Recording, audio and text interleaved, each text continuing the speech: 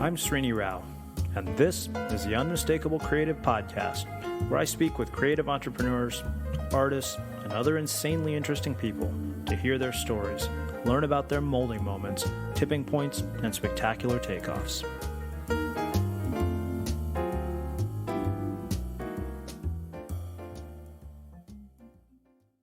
In this episode of The Unmistakable Creative, Chris Ducker returns to the show to discuss his journey from humble beginnings to building a multi-seven-figure business in the Philippines. We dissect the DNA of entrepreneurs and discuss his new book, Virtual Freedom. Chris, welcome to The Unmistakable Creative. Thanks for having me, man. It's a pleasure to be on. Yeah, well, it's so great to have you back here. I mean, you and I have been friends for 3 years now. I mean, we had you twice when we were called Blogcast FM, possibly even 3 times. But, you have always been a friend, a mentor. I mean, some of the advice you have given me has been instrumental in where I've ended up. I probably mentioned it 1,000 times on the show. So, for people listening, tell us a bit about your story, your background, and how that has brought you to doing all the things that you're doing today.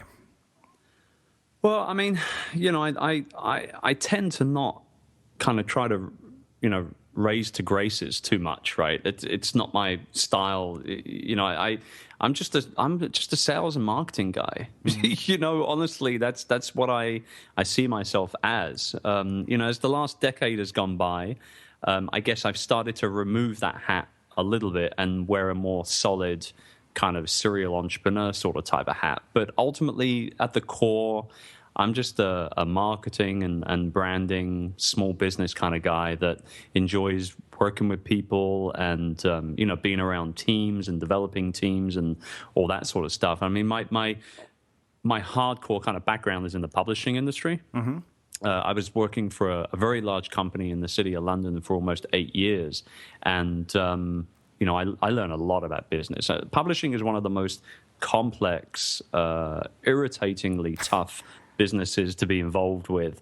I learned pretty much everything I know about sales, marketing, and branding, which is really my 3 big kind of, feathers in my cap, so to speak. I learned everything that I know today about those subjects working in the publishing industry. And so, 2000, I came over here to the Philippines, started to school the local companies as well as some of the international companies here in regards to marketing. And, particularly over the last sort of 7 or 8 years, I've worked with a lot of startups and a lot of, distribution companies and that sort of type of thing over here in regards to their online presence. Mm-hmm. And, that's really what I'm about. I'm the guy that will walk into a restaurant, see that there's a Foursquare sticker on the door, show the fact that I've checked in on Foursquare and look at the dumb blank look on the waitress's face saying,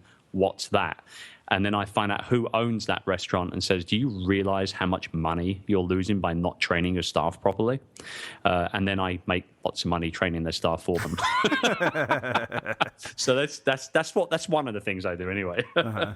Well, I mean, a decade, right? As an entrepreneur, that's not a small amount of time. I mean, and as we sit here and we talk, when we talk to people on the Unmistakable Creative, what we like to get into is the things that have molded them into who they are. I mean, this doesn't say, I think that people have this idea that the entrepreneur's journey is some sort of Cinderella story because we often don't see what goes into it. We only see the end result. And I want to talk about the stuff that's gritty and the stuff that's ugly. Because I know you've talked about some of it before. I mean, sure. So talk to me, about sort of those kinds of moments on this journey. I mean, especially in the beginning, because I think that we have gotten this idea in our heads that it's escape from cubicle nation and it's all, sipping on a beach and drinking margaritas while, the money tree basically grows. And I think you and I both know that's not true. No, it's complete BS. I mean, the 4-Hour Workweek was a great book. Let's talk about laptop and beach lifestyle for 2 seconds here before I fall asleep through boredom. Mm-hmm. It's basically a farce. Tim Ferriss wrote an amazing book, which has ultimately fueled an entire generation of entrepreneurs, and for that, you have to give the guy massive amounts of mad props and a massive pat on the back. He's also come out with 2 other very, very strong books as well. So, as a writer, as a publisher himself, I think that everybody that creates content is a publisher, regardless of somebody else actually ends up publishing it for them or not. Mm-hmm. But, ultimately, he did a great job in turning on people to the entrepreneurial mindset and getting them thinking about stuff. But if you want to be a successful entrepreneur, you cannot do it from sipping margaritas on the beach with a laptop, right? You've got to roll up your damn sleeves. You've got to take several blows to the chin, maybe even a couple of knives in the back, and you've got to work your ass off for years before you can hit a real level of quote-unquote success. Mm-hmm. And I think, every entrepreneur that I know personally and I've become friends with, and I know about their background and how they've got to where they are. And I'm talking like millionaires. I'm talking people that have got, screw you money. You know what I mean? Mm-hmm. All those people that I know like that have all had plenty of jabs to their chin and knives in their back. And it just makes you a tougher entrepreneur. It makes you a more successful entrepreneur in the long run as well. Mm-hmm. Well, let's talk about your blows to the face and the knives you've taken to the back. This is the tell-all, is it? Exactly. Well, come on, Chris. You've been on my show before. You know that I'm going to drill you for everything that you've got. No, look, for me, the beginning of this whole thing, and I had, I had flirted with entrepreneurship for a while. I had started a couple of different companies. I had closed one at a loss. I had sold one at a profit. And then I went back into the corporate world for a couple of years. And I was working for an infomercial company. This was in 2005 or something. And I was working for an infomercial company for a guy over in Florida, in Miami. Super nice guy, really cool dude, in his early 60s, super cool guy. He's the kind of guy that, when you come into town, there'll be a limo, like an actual stretch limo waiting for you. And instead of going to the house where you're going to be staying with him for a month, he gets the driver to take you to the Hard Rock Cafe to see Prince's pre-Super Bowl show, right from the airport. That's cool. That's the kind of guy you want to work for, right? Uh-huh. No, it's not. Because that guy also was the biggest micromanaging nightmare that I've ever come across in my entire career, to the point where he was literally making me BCC him into every single email that I sent, so that he could see exactly what I was saying and who I was saying it to. It was a nightmare. Now, the reason why I stuck with it was because the money was so darn good. And I knew that if I did ever want to get out of this properly and forever, that I needed some kind of buffer. I needed money in the bank. And so I put up with it. I put up with it for about 1.5 years. And eventually I couldn't put up with it anymore. And at the end of one of those trips, I was on my way back from Miami, going into Hong Kong to get my connection here to the Philippines. And at 37,000 feet on the way to Hong Kong, I wrote my resignation letter. I hit the send button on that email when I landed at Hong Kong airport. Best airport Wi-Fi on the planet, by the way. I'm serious, man. Nothing beats it. It's so freaking fast. It's ridiculous. I've never looked back. He was upset. He was really upset, but I never looked back. And that was that was several jabs to the chin over and over and over again. There was a time when we were at Vegas for a conference, and these are my clients, people that I've brought on board. This guy wouldn't let me get a word in edgeways at meetings, even dinner meetings. Which, by the way, I'm the king of the dinner table business meeting. I'm a self-proclaimed amazing host at dinner in business settings, and it was like I wasn't even there. It was like the chair was empty. Well, I've had dinner with you, so I know. Thank you very much. You have. So but no, for me, that was just one jab to the chin after another. No stabs in the back from the guy, but it was enough for me to realize I never wanted to work for anybody else ever again. All right, so there's a lot of stuff I want to unpack here. Of course there is. Come on, Chris. You know how that goes. I want to talk about this idea of the buffer, right? I mean, you're miserable, but you also knew that if you were going to get out of this for good, right, you were going to have to give yourself a viable buffer and something. It's what AJ Leon refers to as an evacuation plan. There you go. That's perfect. And yeah, perfect. I think that really that is troubling for many people because it's this constant balance of wanting to get the hell out of the situation you're in, and also knowing there's a dream at the end of it. And I'm curious, one, how do you maintain that balance?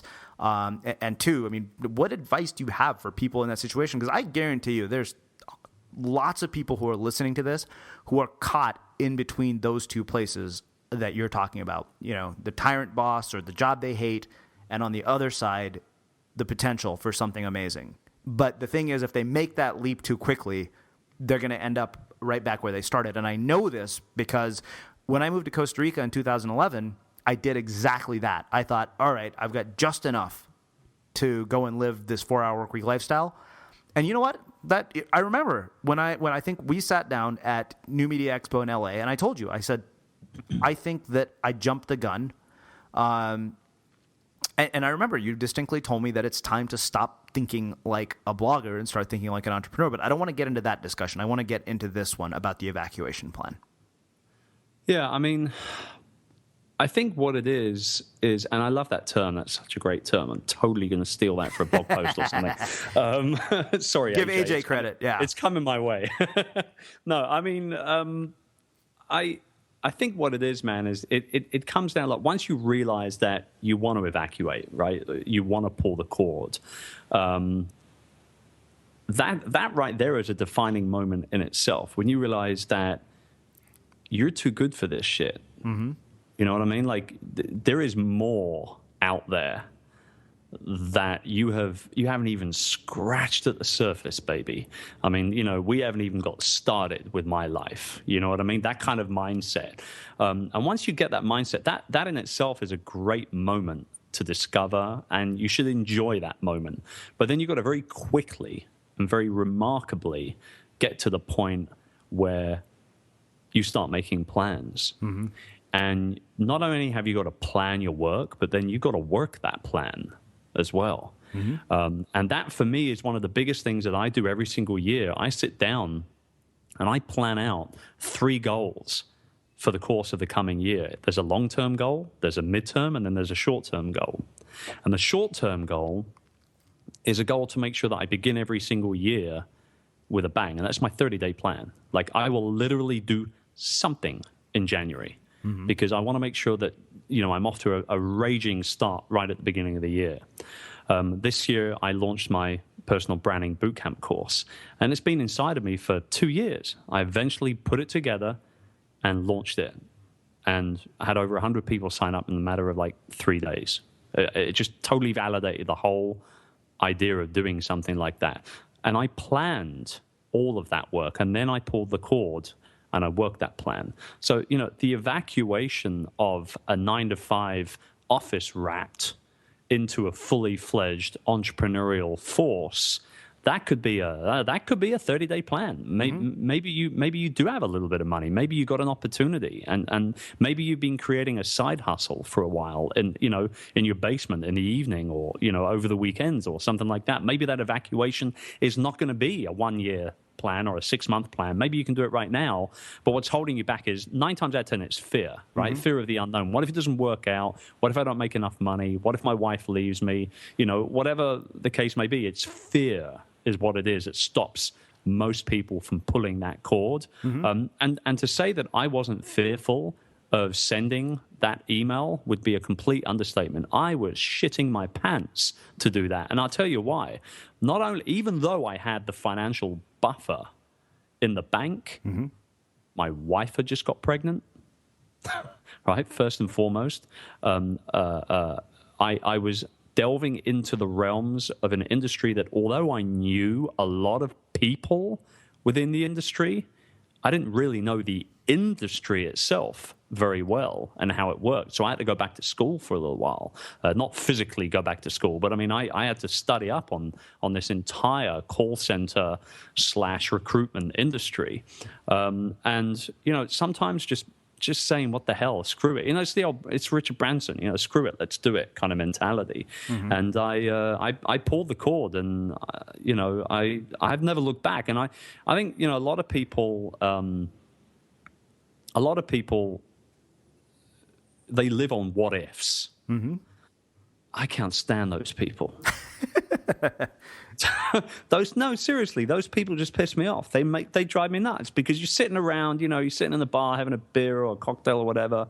You know, what if I'd have done that, you know, business back in 2006? What if I'd have left my first wife 5 years earlier? You know, what if? Guys, you know, I don't like people. I don't like what if people. You know, not the negative type anyway. You know, what if we were to build something that revolutionized the way that people interact with each other? They're the kind of people that I want to hang out with, not the negative types. Mm-hmm. Well, you said something multiple times that I'm much more curious about. Like you said, you know, I never looked back. And I think something happens, right? You reach a point of no return. For me, that took a long time to realize that I was never going to be able to go back. And I think that in a lot of ways, it's about basically going to a place that's pretty unsafe and uncomfortable. Because I think last year, you know, I jokingly said that 2013 was the year of my career suicide. And then I said, you know what? I had to commit career suicide in order for this career to come to life. Mm-hmm. Because it was necessary. I had to sever that part of who I was for good. And you said you never looked back. And I don't think that that's that easy for many people. I think there's something that has to happen in order for you to get to the point where you never look back. So how do you get to where you never look back? Because I know that the irony, like I told you, you know, we're talking before about the fact that, you know, hey, LinkedIn just contacted me to come and speak at their all hands. And I'm thinking to myself, there's no more ironic place for me to do a corporate speaking gig than a place that's designed to help you find a job, since I've been fired from every job I've had. Right. And that right there is your opening line for the speech. That's precisely going to be my opening line. I mean, it's good. I think the defining factor, the defining moment of never looking back is your first stumble, or it was for me anyway.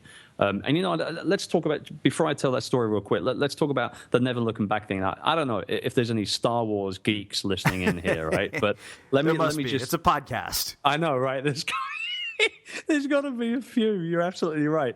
Episode 1, little boy Anakin Skywalker saying goodbye to his mum as Qui-Gon Jinn. You can tell I'm a Star Wars fan, right? Qui-Gon Jinn is taking him off to start his Jedi training. And the mother says to the little boy, go now, or words to this effect, go now and don't look back. And that little kid, he walks away with his Jedi master, and he doesn't look back at his mum. And that was the end of that journey and the beginning of his journey, which would obviously end in the dark side and all the rest of it. But, you know, at that point, that was, you know, this was now a changing point in this little boy's life and everybody around him, right? The same thing happened for me about 4 months after. Unfortunately, I didn't become a Jedi. That would be so cool. I might have to title this interview "The Journey of an Entrepreneurial Jedi." I like that. That's cool. I'll go with that. But I mean, like, it's the lightsabers, man. I want a lightsaber. It's that simple. But I mean, I there was 4 months into the journey with the Live to Sell group, and we almost went bankrupt, literally. We ended up getting shafted by one of our clients that was paying us on a performance basis. And to cut a long story short, they said that X amount of work wasn't qualified, that we had already qualified. I knew something fishy was up, so I started calling back these leads that we had generated for them and found out that the company that was our client at the time was actually meeting with them, was actually closing business with them, but they weren't paying us for the leads. So we got shafted. There's a stab in the back right there. Mm-hmm. But it was a defining factor for a couple of reasons. Number one, it was a Friday night. It was around 10 p.m. And my wife logged onto our online banking, and she looked at the company account and realized that we only had enough money for 2 more payroll periods. So basically a month. And otherwise we were going to go broke. And we were only 4 months into the business, right? So we all know that 98% or whatever it is of small businesses fail in the first year. Well, I was going for a record, baby. I wanted to do it real quick. And so I had to hit the pause button, and I had to hit the eject button all at the same time. So I ejected the client and fired the client, and ended up at that point that I was never going to work on a performance basis ever again as a service-based business. From that moment onwards, and we always have done since then, we have charged 100% in advance for all our services on a month-to-month basis. And there's not many people in our industry that do that, but that's the way we do it. So that was the first defining factor, and it's such an amazingly huge silver lining right there. The second thing was I had to hit the pause button on my, at that point, 15-odd staff, because they were fully trained up. They knew how to do this work, but I wasn't going to be able to pay them for much longer. And I didn't want to lose them and have to start from scratch all over again. So I basically put them on pause, and I turned around and said to them, give me 2 weeks. Okay? Give me 2 weeks to turn this around. Please don't look for another job. I can't pay you when you're waiting. I can't do that. But please don't look for another job. Invest the next 2 weeks sitting at home watching TV in me, and I promise I'm going to invest the next 6 months making you the best possible person that you can be doing what you do for me.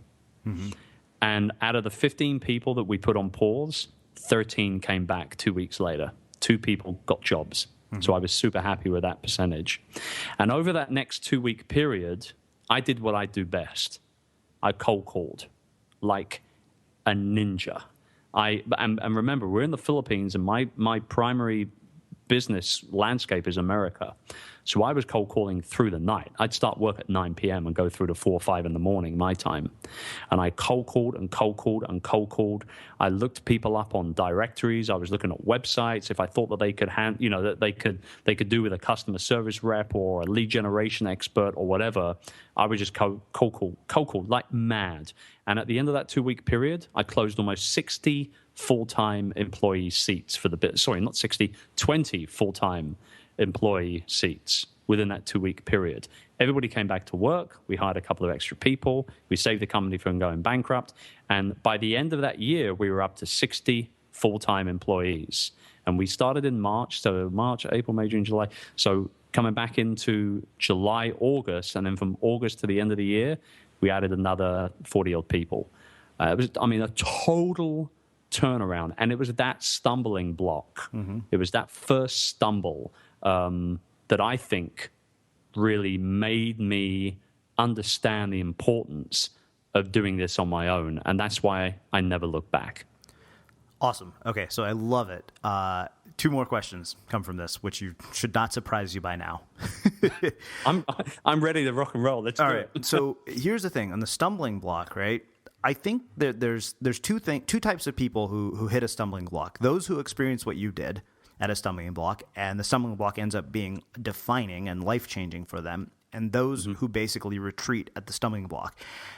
And what I'm really curious about is, look, stumbling blocks are inevitable in any journey. Whether stumbling blocks are a part of life. They're not. This is not just an entrepreneurial story. This is a life story, and this is why I want to ask you about this. Is how do you develop the mindset to navigate uncertainty, stumbling blocks, adversity?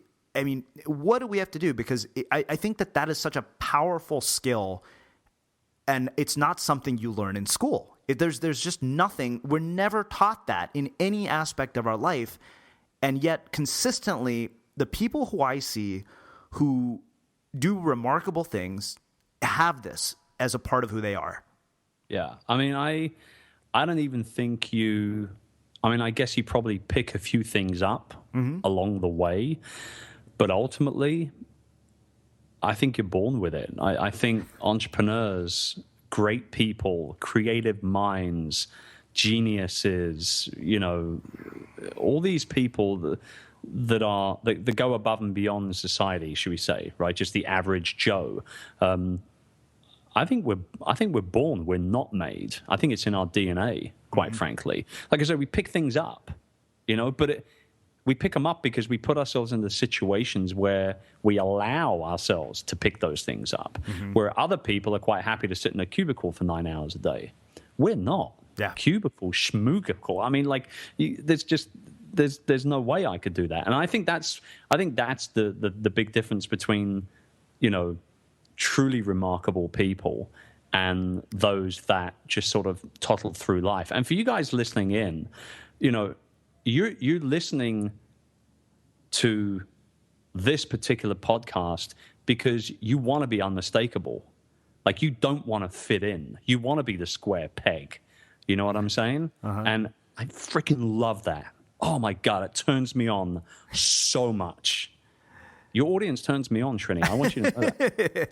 I'm sure that they're very happy to hear that. And, basically, what you should realize is that the context of that question could be really, comment could be really warped. The overwhelming majority of our audience is female. Right. Sorry, ladies. I love the fact that you're so passionate is what I meant. I know. I totally get it. You know what? I want to dig deeper into this last piece a little bit more because, the idea of something being, it being something you're born with. Greg Hartle and I have had this ongoing debate that has caused quite a stir among our listeners about talent and the fact, his conclusion after 3.5 years of being on the road and, building the $10 in a laptop project, he used to believe that if anybody came to him and said, hey, I have the commitment to do this, they could make it happen. But then he said, you know what? I think there are certain people who are just built a certain way and born a certain way. And I think that, you said that you pick up things along the way and then you put yourself in those situations. And I think the people who put themselves in those situations are born to do it. Yes. Exactly. It's in your DNA. It's not, there are certain things that happen by coincidence, by, luck, if you want to call it that. But I think there are way more things that come our way in life that are meant to happen. I'm a big believer in fate. Big believer in fate. And also a big believer in karma. If you do bad things to other people, bad things will happen to you. I'm a very, very kind of switched on to that mindset. So my focus as an entrepreneur ultimately is try to provide answers to questions, and it's to provide solutions to problems, and to help people and be a nice guy. And I understand, like, I'm a little brash at times.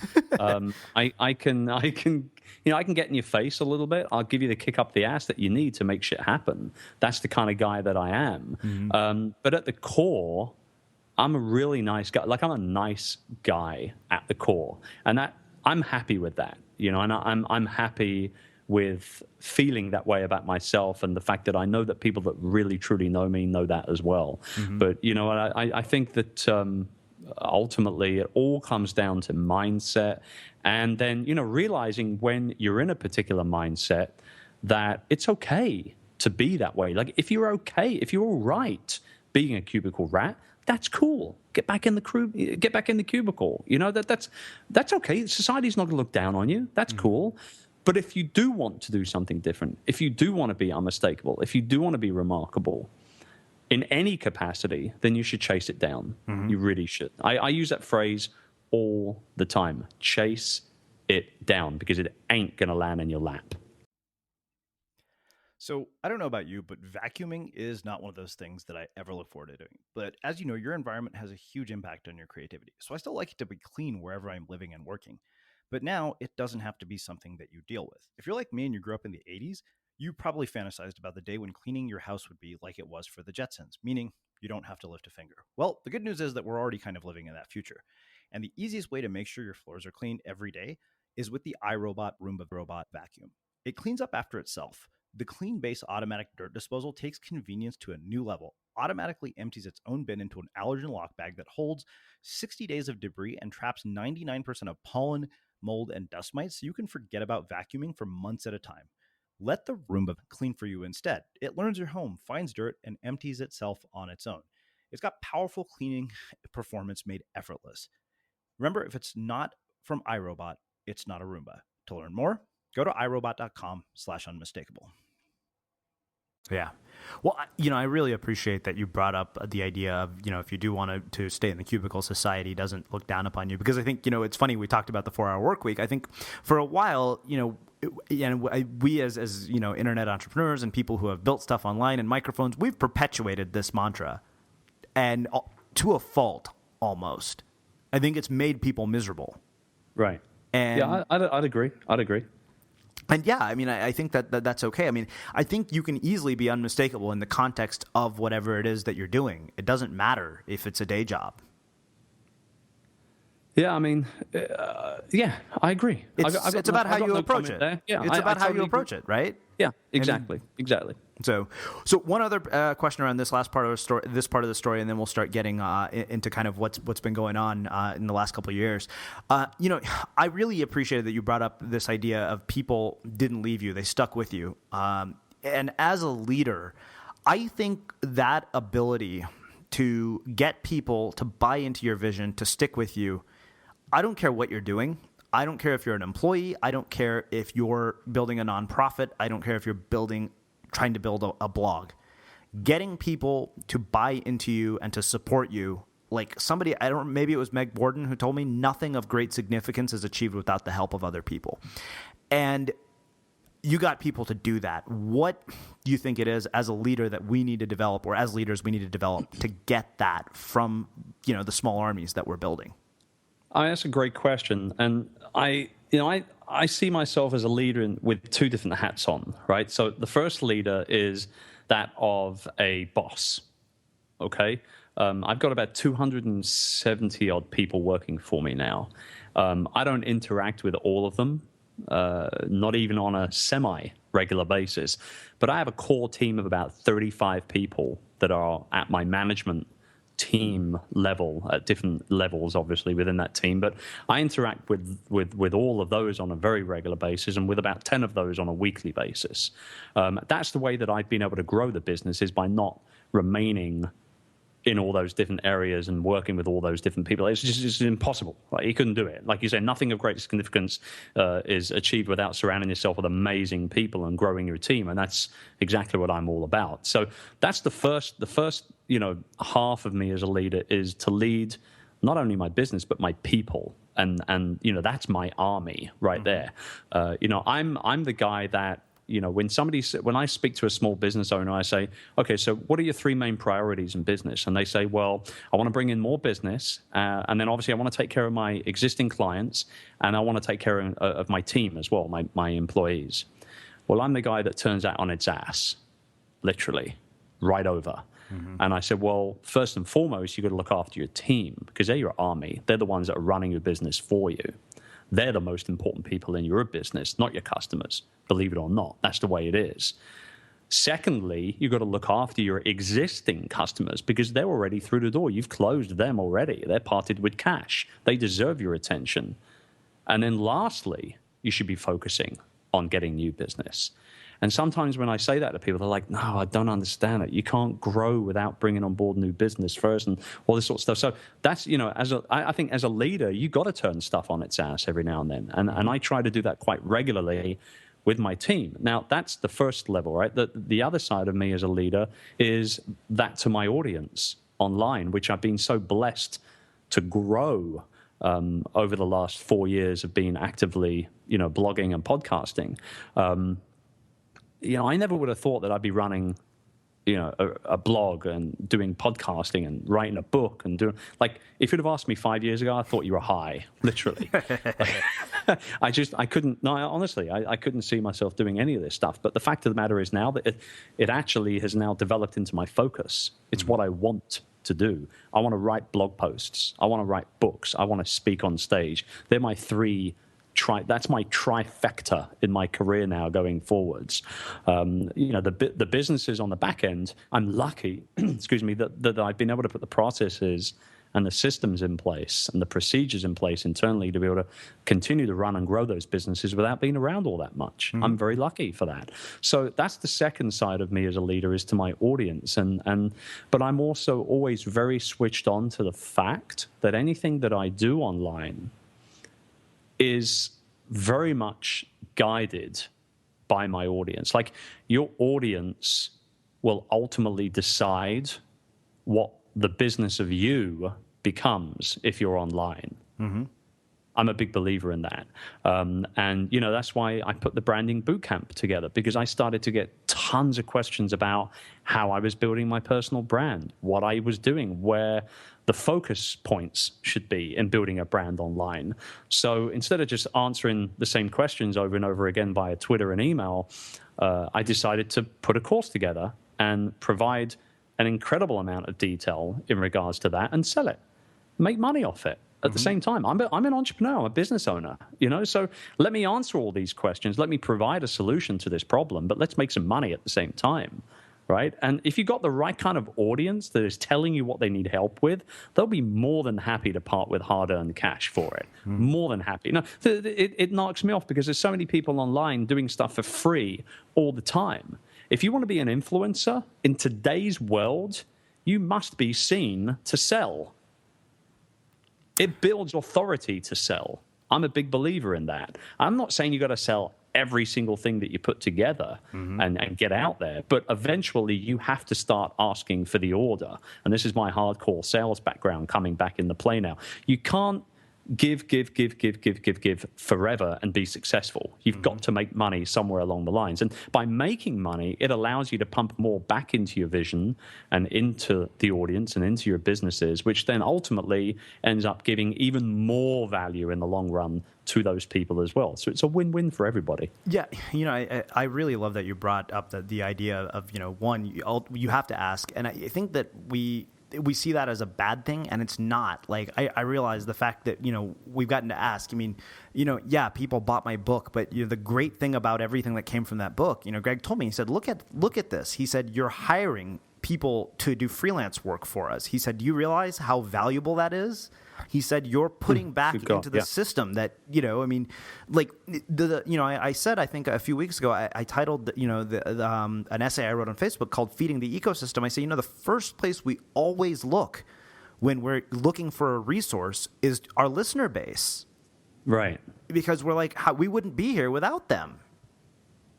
Right. And they're tuning into you because of the connection that they've got with you. And you, in turn, get to know your audience. And this is my P2P philosophy that I talk about all the time, and I have done for the last couple of years. I dropped this philosophy for the first time at the beginning of, let me get this right, the beginning of 2012, I think, at Blog World in my presentation. I was actually talking about virtual assistants and how to utilize VAs in regards to content marketing and repurposing. And it was a great session. It was very well attended, and you know, lots of questions at the end, lots of great tweets and everything. So I know it was it was a quote unquote successful presentation. But the one thing that everybody kept coming back to over and over again had nothing to do with VAs in any way whatsoever. It came down to this P2P philosophy, and that is that people to people relationship building mode that you must get into today if you want to be successful online. Because if you think about it logically, people are way more likely to believe their own opinions before that of anybody else's. However, social media is changing that. It's decades old, but it's changing that, because we are now to the point where we are way more likely to believe another person's opinion or another, a referral from another person, for example, than we would have maybe 10 years ago, particularly people that we've never even met, but we've connected with online. You know, if I go out on Twitter and say, hey guys, I'm looking for a good video host company, can anybody suggest anything? I'll get 30 tweets that day back with suggestions. Some of those people I would have met and conversed with face to face.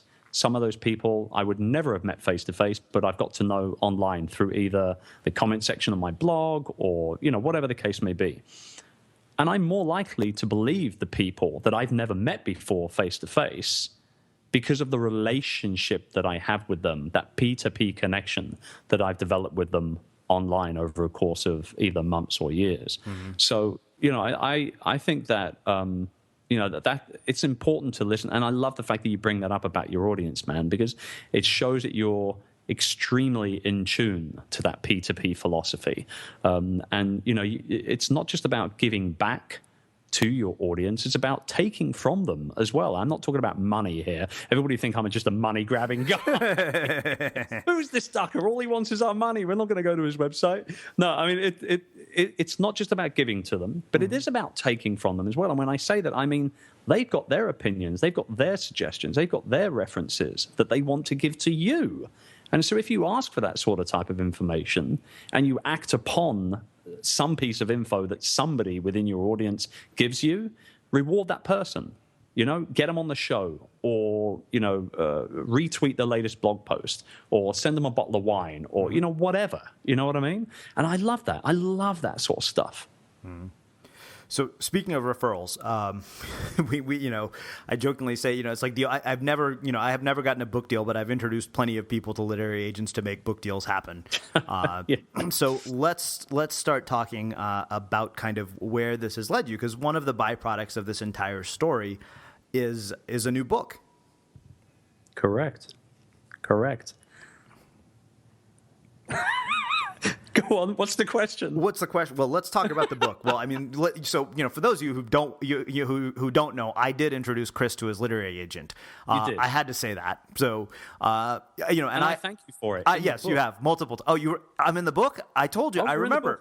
I remember when I wrote the email. I said all I want is a mention in the thank yous. Yeah, and for everybody listening in, he didn't pay for it. I just want to clarify. It was. I'm not that money grabbing, like I said. No, I give you a very. Would you like me to read it out? No, that's okay. Well, I'm not that vain. No, but you did, and because I had been offered I call it a book deal. It was a bit of a weak offer, to be honest with you. But I was offered something a few years ago, and I pushed it back because I didn't feel. I mean, I didn't feel like I was a good enough writer, okay, first and foremost.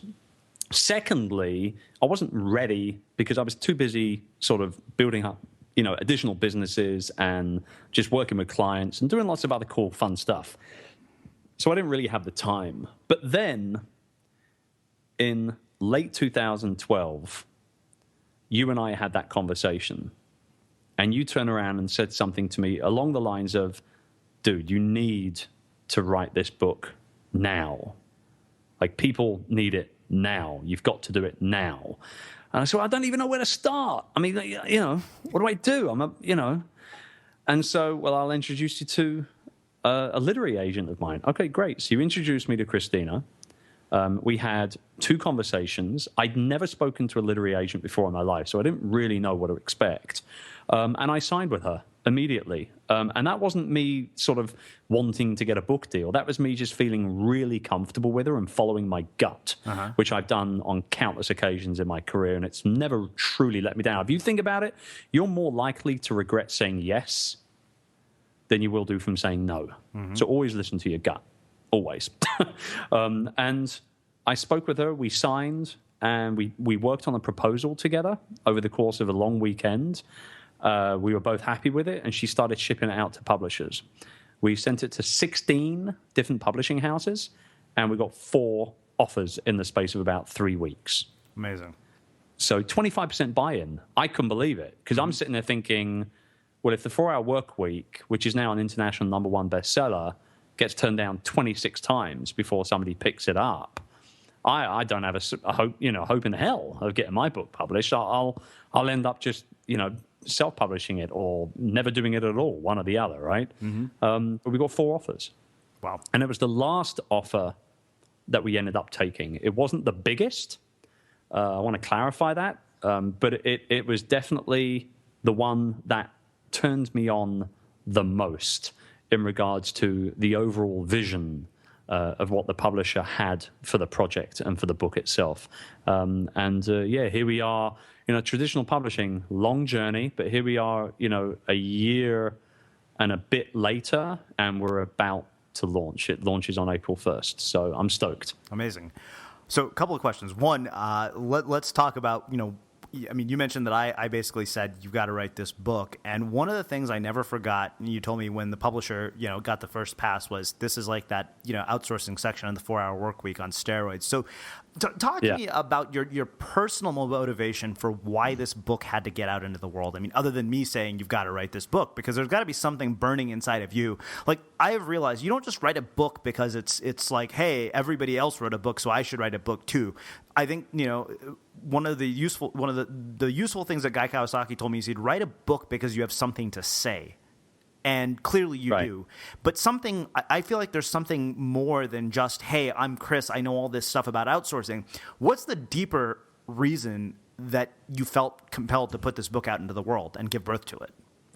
I mean, there was a couple of things. The first thing was that there was just so much crap floating around online in relation to outsourcing and virtual assistants and all this sort of stuff, particularly in the wake of the 4-hour work week coming out and everything. And I just, I was reading these blog posts. I was looking at these videos that people were posting, and they were just full of BS. Like, nobody works for $1.50 an hour in the Philippines. Nobody. Like, nobody works for $1.50 an hour. So don't tell people all around the world via the internet that they will do, because it doesn't work that way. You're selling dreams that won't come true.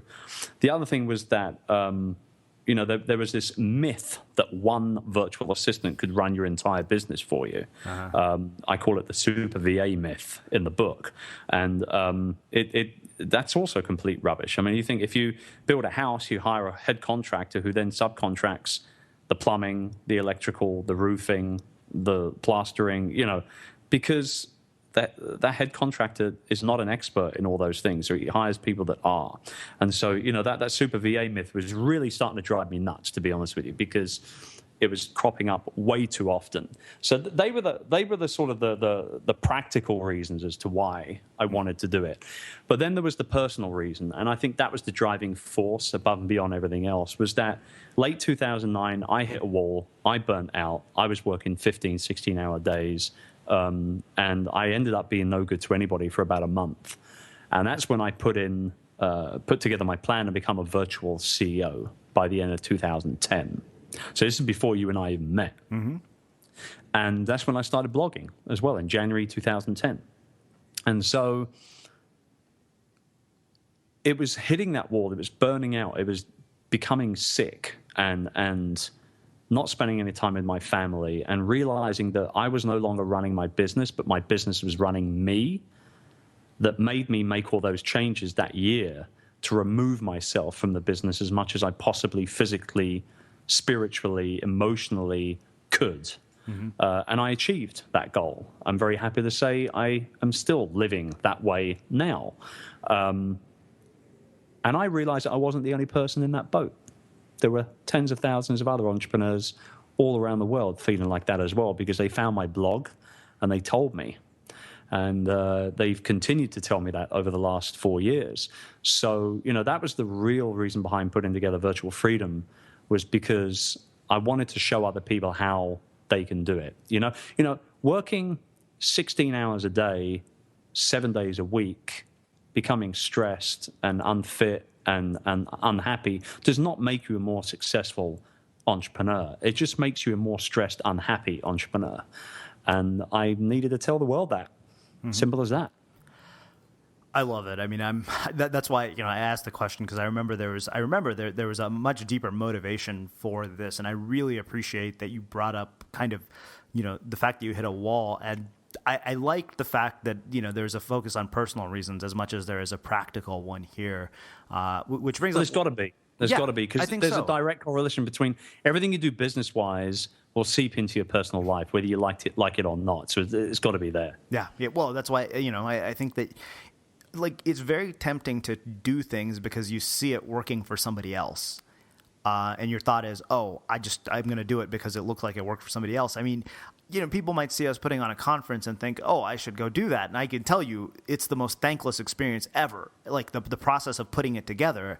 But it was one of those things I couldn't not do it. Like it was like just near and dear to my heart. I was like, you know what?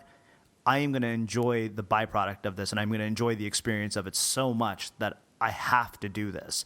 Right. And I think that's really, really important. But I appreciate that you brought up that also you knew you hit a wall, because sometimes I think that we hit a wall and we don't realize it. Like, we've gotten so into such a place of sleepwalking. And I'm wondering, if you're in that place, is there a way to wake up? That's a good question. I mean, you will wake up, hopefully. Yeah. Hopefully not with cancer. No, hopefully not with some horrible disease or a family that's disappeared on you or something like that, God forbid. But I mean, no, it's a good question, man. I think, there comes a time in every entrepreneur's life when you've got to make a choice. You'll hit a crossroads. And for me, it's a clear crossroads. It's a clear choice. Left or right, there's no going forward. Left or right, you need to make a choice. You're either A, going to break down and maybe lose everything, or, you turn to the other direction and you start building a team. You start building people around you that can genuinely help you run, support, and grow your business. And that's what I did, and that's what I talk about in the book, and that's what I advocate for entrepreneurs, no matter where they are on the planet, because there's just absolutely no way that you can build a successful, profitable, long-term business without help from other people. There's no need to try and do it on your own, because I'm telling you right now, eventually you will fall flat on your bloody face and fail horribly. It just will happen. It's not a matter of if, it's just when. Well, I think that really that's just a beautiful way to sum up our conversation. So, Chris, I'm going to ask you one last question, and then we'll close things up. In a world of so much noise, I mean, you and I have been at this since 2009, and here we are 5 years later. Things have changed a lot since then. So my question for you is, in a world we've got more gray hair. We definitely have more gray hair. I mean, according to your profile picture that I'm looking at, you don't have much hair at all. I don't have any at all. You're absolutely right. Sorry to cut you off. Carry on. So, how in a world like this do we become unmistakable? How do we become? We do it by being ourselves, man. When I launched my first blog, Virtual Business Lifestyle, which is how you and I met initially, I was not the real Chris Ducker. I was holding back. I was holding back on everything from just plain good old speaking my mind right the way through to the language I was using, to the way I was presenting myself in videos and all the rest of it, because I was worried about what my customers were going to think. I was worried about what my employees were going to think, everything. I just wasn't myself. And then mid-2012, I made the switch to chrisducker.com. Mm-hmm. And I decided to stop talking about the whole lifestyle, design, work-life balance thing, which I enjoyed for a couple of years, but I got bored of it, quite frankly. And I decided just to be me. And that's exactly what I've done ever since. And the moment I flipped that switch and decided to focus on my brand and being me was the moment when everything took off, like everything. The book deal, the speaking career, just absolutely catapulting. I mean, I think I'm on like 12 different stages this year or something around the world. It's insane the way that's launched. The blog, the traffic, the subscribers, the business, the money, the opportunities, the happiness, everything, because I was just being me. And, it's funny, I do these one-day business breakthrough events with Pat Flynn. Whenever I'm in the United States, we put one on in San Diego. And this is a defining moment of really everything I've worked on for the last few years. Somebody said there's 25 entrepreneurs in the audience. We do them in a very kind of limited, exclusive setting, these one-day events. And then somebody said to me at the end, because we always ask the audience at the end for 5 minutes of feedback in regards to what we could have done better throughout the course of the day. And one lady turned around and she said, you guys absolutely could not have done anything better. This is exactly what we needed. And what I really loved was that there was two completely different people, two completely different personalities up in the front of the room, helping us, talking us through these things, brainstorming with us. You've got Pat, the nice kind of, super structured, strategic kind of guy who is there to sort of, put his arm around you and make you feel good and you can do it. And then you've got you, Chris, who is the stop making excuses, get up off your ass and frickin' do it kind of guy. We love that. And that contrast of different personalities worked so well.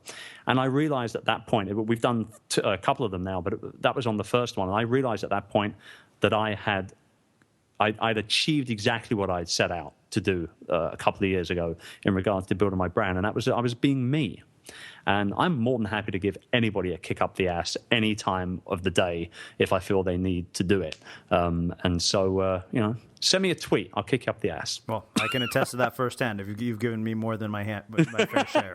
Yeah, and you're still talking to me, so it's good. It's good. Well, Chris, this has been absolutely fantastic. I can't thank you enough for taking the time to join us and share some of your insights with the Unmistakable Creative listeners. Congratulations on everything. I mean, seriously, it's been really a pleasure to have you here back for, I guess, a third time, and I'm honored to call you both a friend and a mentor. Well, thanks, man. It's been nice to catch up properly. We don't do it enough. I think we should just do this and just hit record every time, and we could rap like this for hours. I bet we could. And thank you again for all of your support in regards to virtual freedom and getting the word out about the book and just generally just helping to even just get the entire journey started. I really appreciate your love and support.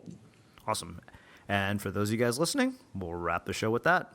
You've been listening to the Unmistakable Creative Podcast.